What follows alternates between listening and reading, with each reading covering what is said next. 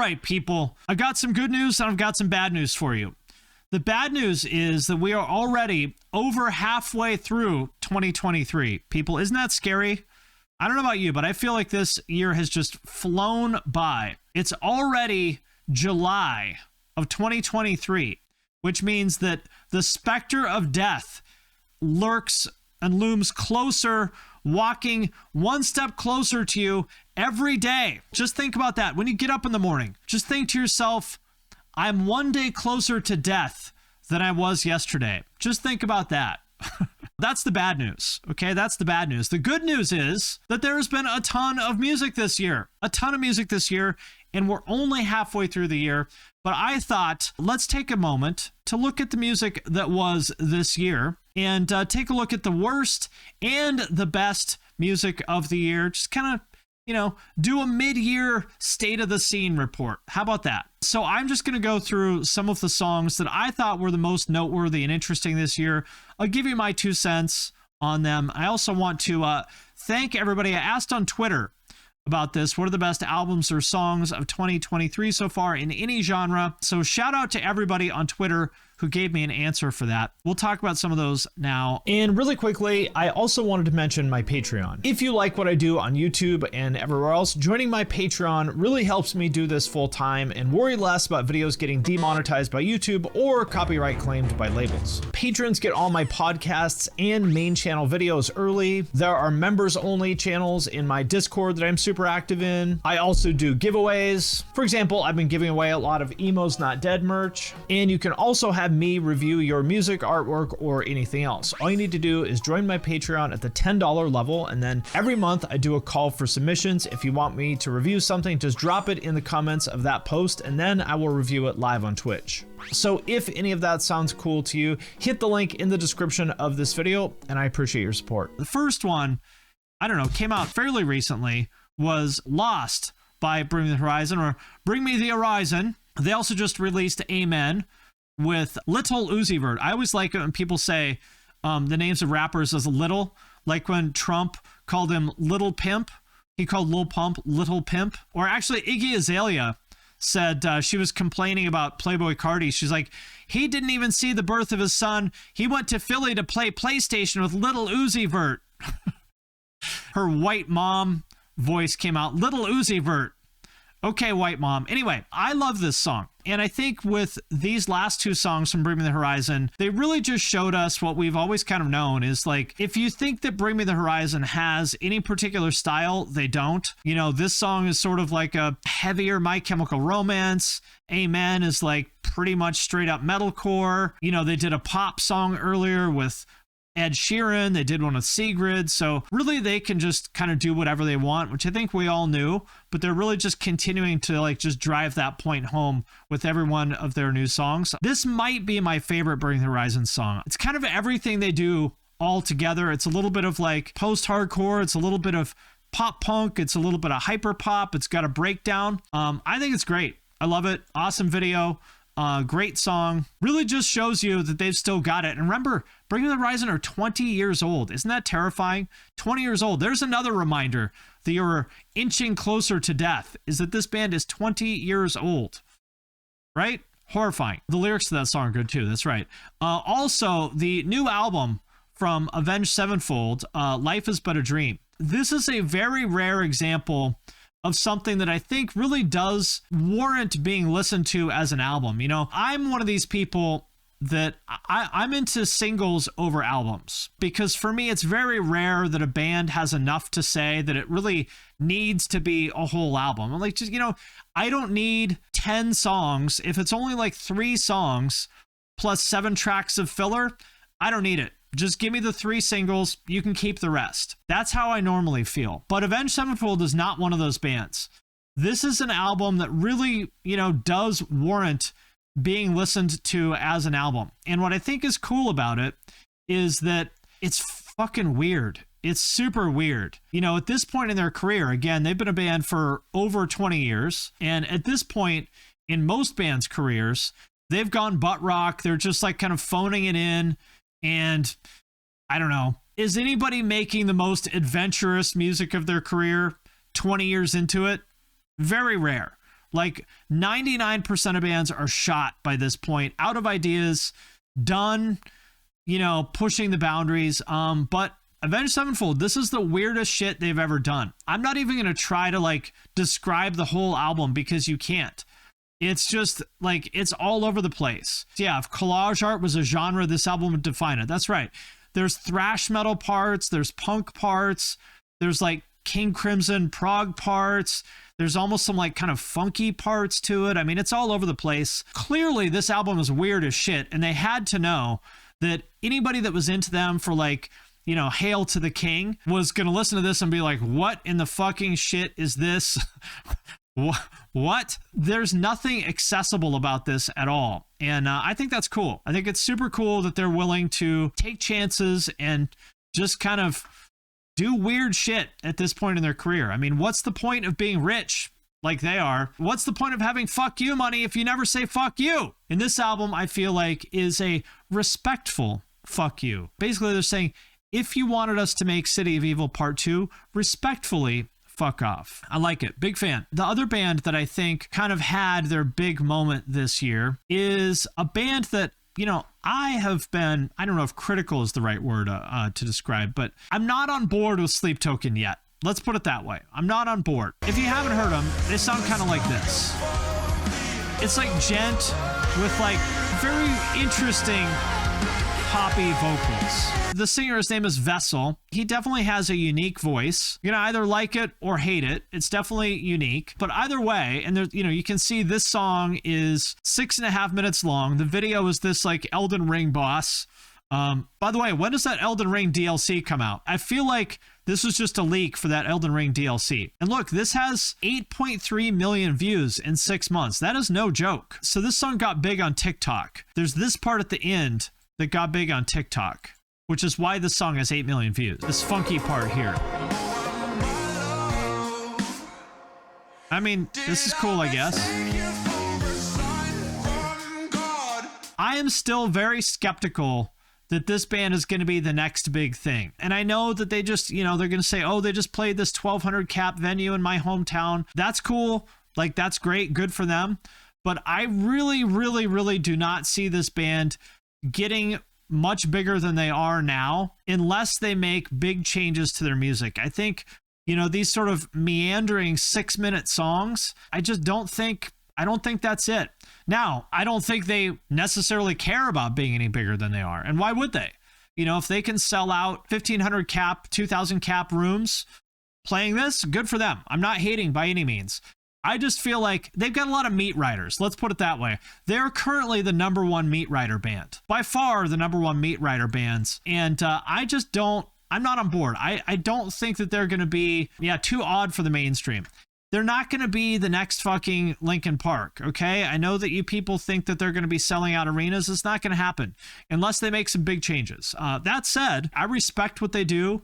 I think they're very good at it, and I'm happy for their success. Okay, another band that has been around for quite a while, maybe not quite 20 years, but pretty close to it, that's scary, is Paramore. They came back this year with this new album. I forget the name of the album, but if you thought Paramore was going to come back with another album that sounded like Misery Business or, even their self-titled, that is not what we got. We got something that sounds a lot more like Talking Heads and Block Party. Very like Talking Heads, Block Party kind of vibe, right?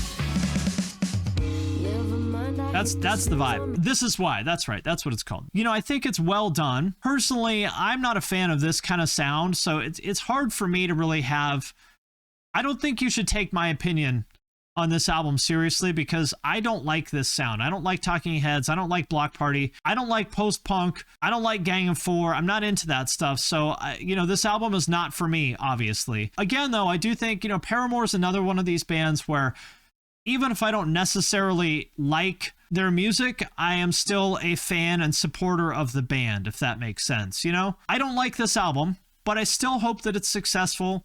I still like them. Like, Haley's invited to the barbecue. I feel like she probably wouldn't go because she wouldn't like the fact that someone else was also invited. I don't know. I have a bunch of friends that are cops and she'd be like, oh, well, I'm not going to go to your barbecue if there's going to be police officers there because I feel like she's probably a cab or something like that. But I'd say, hey, well, that's okay. Listen, just so you know, you're invited. Haley, you're invited anytime. Let me know if you change your mind, and we will have vegan hot dogs in case you change your mind and you want to show up. She would bring the expensive, weird brand of sodas. Yes. Expensive sodas from Whole Foods that are like organic, but somehow have even more sugar in them than Coke. And you're like, why do you think this brand of soda with like 60 grams of sugar in it is healthy? Like, organic doesn't mean healthy, girl. But anyway, I am a fan. She seems like a cool person. I like Paramore. She's invited to the barbecue. Can't say I love this album though. What I did love, however, was Emarosa. They finally put out this album that they'd been building up to for a long time, and I gotta say, fucking love it. They went just full on like 1989 R&B, Paula Abdul 1990 pop, finally, and it's awesome. This is like one of my favorite things. I hadn't heard this band or hadn't really paid attention to this band since they were like post-hardcore. So when they came out, they sounded like Dance Gavin Dance, basically, right? You know, they were fine. You know, Johnny Craig was in the band back then, and I was like, all right, post-hardcore, no thanks, not interested. And then someone sent me this, and I checked it out, and I was like, Emarosa sounds like this now? What? Did not have this on my bingo card, but it's awesome. I love it. One of the best things I've heard in a long time. Kind of sad. I feel like this album didn't get a lot of hype, but it deserves it. I love it. This whole album is great. Pretty much it's just like straight up 1990 pop, and I love it. Really cool they did this, and I hope that they finally get the credit that they deserve, because this is good shit. Love it. Shout out to the boys in Emarosa. Also, another artist, I mean, they put out so much shit, but another artist is Suicide Boys, one of my favorites. They've put out a ton of shit. I mean, God, they have, what, 50 releases or something in their discography? But this one is really cool. They put out these 2 mixtapes, the Yin Yang tapes, Winter Season 1989 to 1990, and then the other one was Fall Season 1989 to 1990. And it's really cool. It's not that it sounds different from anything they've done before, but a little bit. It's kind of this like chopped and screwed, like pitch shifted kind of thing that's like kind of going back to the very beginning of what they were doing back in like 2013, 2014. Just really fucking dark shit. I love it. Very, very, very dark shit. And really cool videos too. I love this. I think this is some of the best shit they've done in years. Yeah, it's very Memphis style, yes. It's just like such a vibe, you know? And great videos. You know, there aren't really any hooks or anything like that, so it's definitely kind of background music, I guess, but it's like great background music. And I keep saying, oh, I just want them to do bangers, but sometimes we don't know what we want. And this was not what I thought I wanted from them, but I kind of love it. Kind of love it. I mean, I like everything they've done pretty much, but this is like really cool shit. You know, they're another one of these artists that like, they're going to do something different on their next release. Who knows what it's going to be, but I think this is awesome. Big fan. Love it. Always like seeing what they do. I mean, they never miss, you know, they never put something out where I'm like, this sucks. Like everything they put out is good at the very least. Even them at their worst is still really good. Also, something I was kind of surprised by. I was surprised by this, the new 100 gecs album, Hollywood Baby. I didn't think I was going to like this as much as I do. I've been a big fan of them since the beginning. I've always thought they're really clever and really funny, but I wasn't expecting this album to be this fucking good. It's so catchy. I mean, both of them, Laura and Dylan, are both like just excellent songwriters that, you know, outside of 100 gecs, they've written for a lot of pop artists and stuff like that. So both of them are like legitimately like super high level songwriters.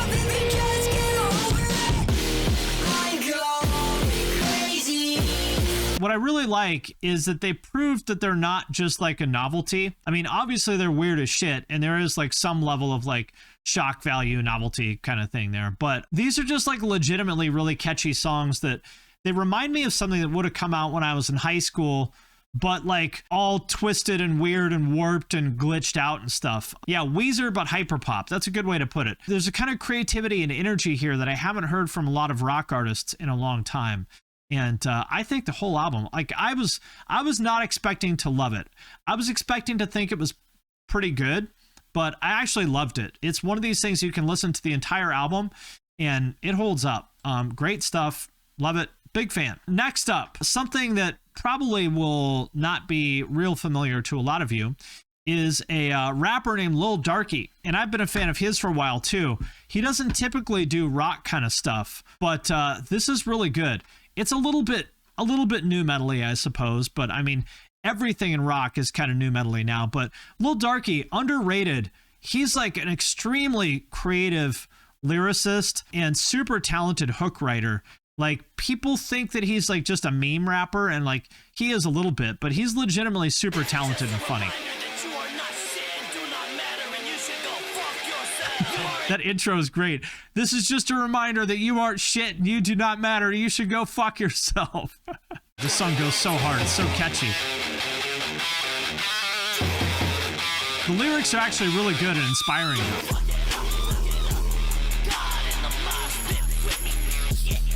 So basically this song, it's called 1 billion streams. This song is about his come up and that he finally got 1 billion streams. And so this song is basically him just talking about like grinding it out and eating shit and playing shows to nobody, and then, you know, finally becoming successful. And like, you know, it's kind of like Attila in the sense of like, at first it seems like this is just like ridiculous meme music, but if you actually listen to what he's saying things that are actually like legitimately insightful in a funny way.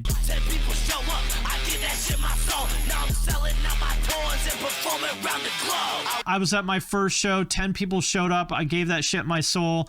Now I'm touring around the world, performing around the globe. That's what he's talking about. Is like he did it 100% independent. I mean, nobody knows who the fuck he is other than his fans. And he's big. Like, his streaming numbers are big. Let's see, 2.6 million monthly listeners on Spotify.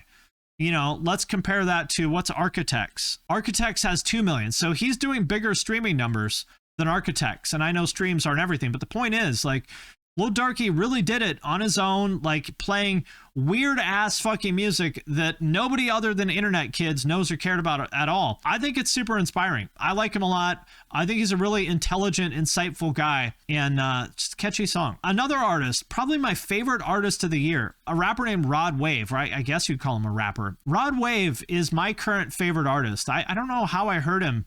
Discovered Rod Wave, like, I think last year, and I was like, oh, I've been wanting to hear this for a long time. Just like, to me, this is like emo rap if a rapper did it, right? Most emo rap is like rock people doing it, right? I think of Rod Wave as kind of the opposite of that. He's like a rap dude who, I don't think he's into rock or anything like that, but it's very like emotional rap, and he's got a fucking great voice. I love it.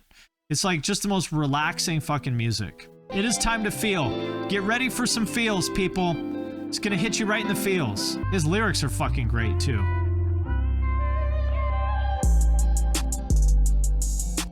If the weekend was less cringe.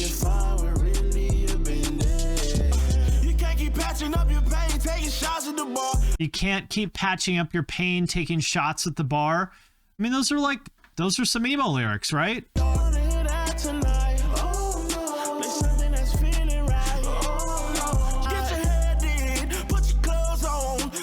I fucking love this guy.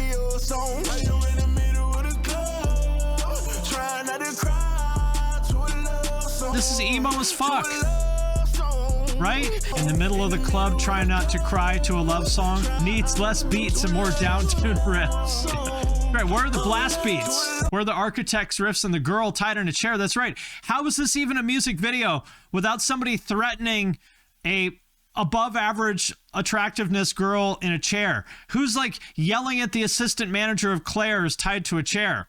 But yeah, big fan. I love Rod Wave. I wish rock fans would like him a little bit more. An album that I did not like that much was this Lil Yachty album, which of course all the critics seem to like this one, Lil Yachty's rock album, which I didn't like. I mean, it's okay. You know, it's okay. I don't know. To me, I thought Lil Yachty was amazing when he came out, you know, 2016, 17, 18, when he was doing, you know, his Yachty rap. He was so fucking good.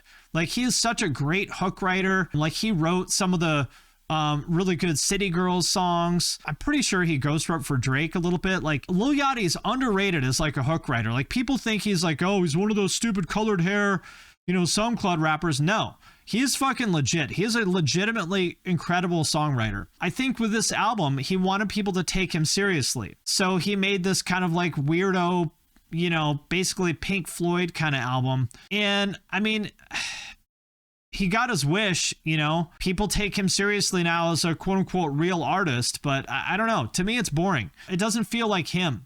It feels like he went from being a brilliant SoundCloud rapper to being an okay rock artist is what I think. Now, you know, a lot of people like it, so what do I know? But for me personally, I think it's cool that he tried it. I respect it, but I would not listen to it. That is my opinion. But I am still a fan of Yachty. What I am a big fan of, on the other hand, is this new Bilmuri shit. Now, Bilmuri, he's been around. This is Johnny Frank, formerly of Attack Attack. He's been around for probably 10 years. I think his first Bilmuri stuff came out in like 2014 or something like that. He just, I don't know what happened. He's always been good, but he became like fucking god tier in the past year. Like, this shit he is doing now is fucking ridiculously good. This is his song All Gas, which is ridiculous. This shit is so good. Yeah, pop with gent. That's what it is. It's like Morgan Wallen but gent, which is amazing. This shit is incredible. It's so good.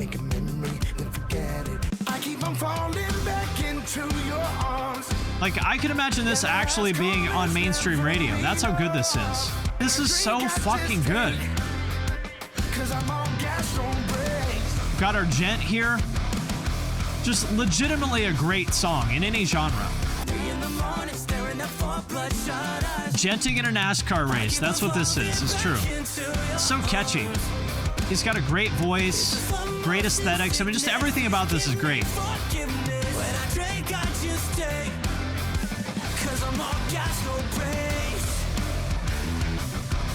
So catchy. I feel like this is what I want rock to sound like. It's like, please, no more goddamn Architects riffs, no more shitty Linkin Park choruses. Like, can we try to actually write a fucking catchy song? Like, I'm not saying literally everything should sound like Bilmuri, but what I'm saying is, like, this actually has like a unique point of view. It has like hooks, like, there's something here that doesn't just fucking, yeah, nobody's taking risks. Exactly. That's what it is. So shout out to Bilmuri. Johnny is a super talented guy. He's done all kinds of like weird ass shit and it always works. I love it. Big fan. And he's also just a really cool, nice guy. Another smaller artist that I really like a lot is Essenger. I don't know too much about him other than like he's obviously like a metal guy, as you can tell by like his aesthetics, but basically playing like pop, you know, kind of like Bad Omens without guitars, I think. Great voice, great pop sensibility. This is not actually my favorite Essenger song, but I like pretty much everything he's done. Once again, like, I mean, this is like rock adjacent. You know, these kind of vocals, this pop sensibility, this kind of accessibility, like, this is what we need. Like, save your fucking gent riffs, save your Linkin Park choruses. Like, can we please get some fucking pop sensibility into rock again? Like, it's just everything has been fucking taken over by guitarists now. And can we please go back to writing some vocally driven songs? Can we just like fucking kick guitarists? No more guitarists allowed in the scene, okay? Guitarists are banned, guitars are banned. We need to go back to writing some vocally driven songs, people, okay? Please, please, enough with the goddamn guitarists. Now, for those of you who want some heavy shit, another smaller band I like a lot is Tracheotomy. Basically, if you're into like old school Suicide Silence, meaning like Suicide Silence Family Guy EP, like old school Suicide Silence from like 2006, you're gonna like this band Tracheotomy. I mean, even the video looks like it.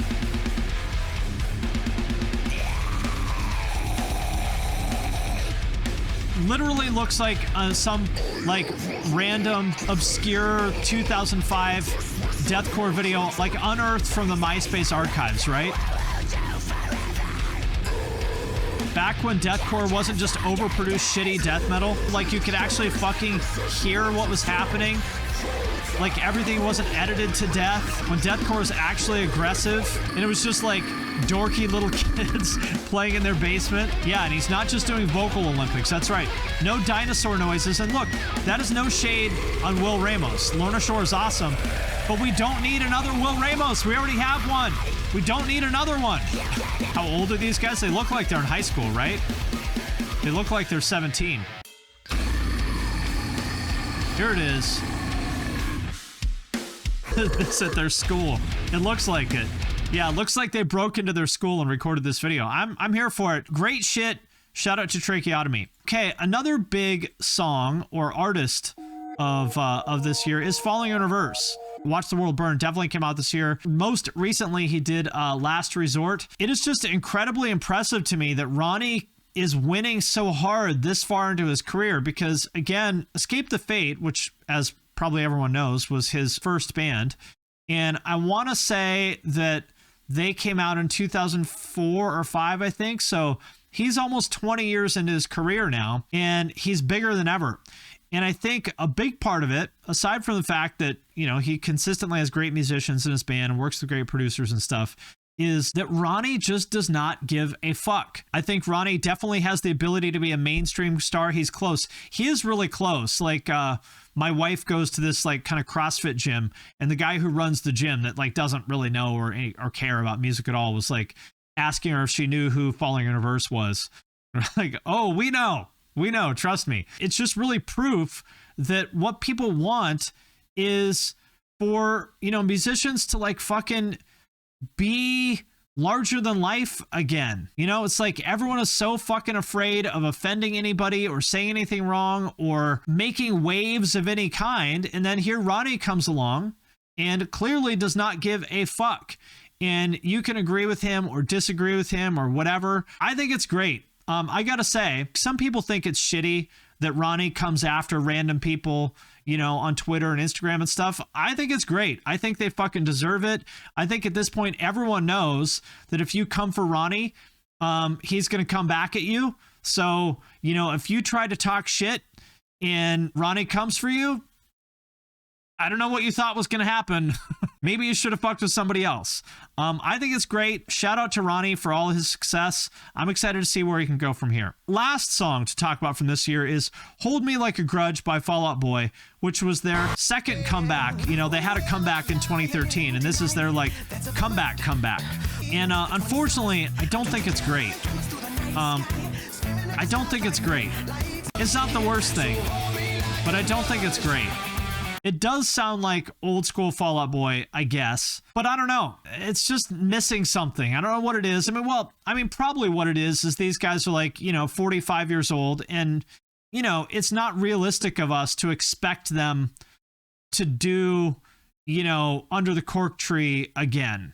You know what I mean? It's just like they're different people. They're at a different point in their life. We can't expect them to redo it. You know? Yeah, it sounds more like Franz Ferdinand. Yeah, I agree with that. I mean, I don't think it's bad, but I'm kind of just like, you know? I support them again. Another one of these bands like Paramore that even if I don't necessarily like, you know, their current music, I'm still a supporter. I will always be a fan of Fall Out Boy.